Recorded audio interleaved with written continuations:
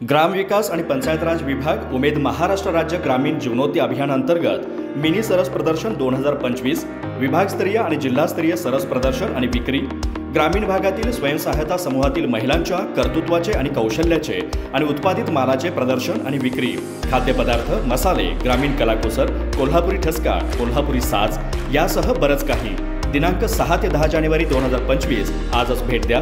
स्थळ कागलकर हाऊस परिसर जिल्हा परिषद नागाळ पार्क कोल्हापूर। पंचगंगा नदीवरील मंदिर गायब, नेमकं काय घडलं?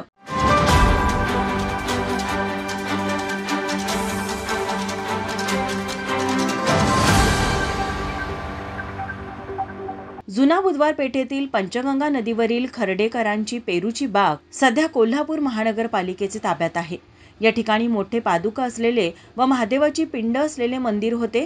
हे मंदिर अचानक येथून गायब झाले आहे। याबाबत आज अन्याय निवारण कृती समिती जुना बुधवार पेठच्या वतीने निवासी जिल्हाधिकारी संजय तेली यांना निवेदन देण्यात आलं। या ठिकाणी कोल्हापूर महानगरपालिकेने 7 ते 8 महिन्यांपूर्वी कंपाऊंड घालून जागेचा ताबा घेतला आहे।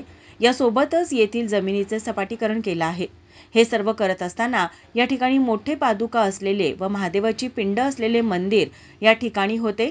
हे मंदिर अचानक येथून गायब झालेले आहे।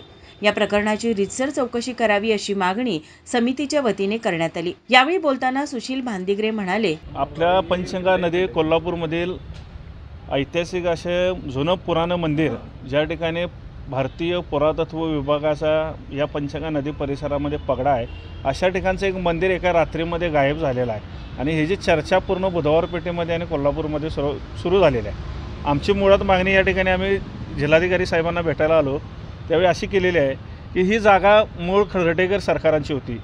त्या जागेचा ताबा आता महापालिकेने घेतलेला आहे आणि तिथं बागेचं आरक्षण आहे आणि 1 वर्षापूर्वी त्या ठिकाणी कंपाऊंड घातलं गेलं। त्या मंदिराचा कुणालाही अडचण नव्हती। पुरातन मंदिर, पादुका होत्या, एक शिवपिंड होती आणि जुन्या समाध्या होत्या।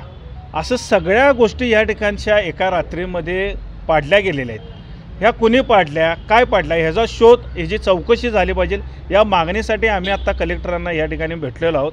तसेच लक्ष्मीपुरी पोलीस स्टेशनलाही आम्ही अज्ञातांविरुद्ध गुन्हा नोंद करायची मागणी केलेली आहे आणि भारतीय पुरातत्व सर्वेक्षण विभाग मुंबई यांनाही आम्ही पत्र दिलेलं आहे की ह्याची चौकशी होऊन या ठिकाणी योग्य ती कारवाई व्हावी। यावेळी अनिल पाटील, धीरज रुकडे, शशिकांत हळदकर, रणजित शिंदे, विजय नाईक, विराज पाटील, गोविंद वाघमारे आदी कार्यकर्ते उपस्थित होते। माझा महाराष्ट्र न्यूज कोल्हापूर।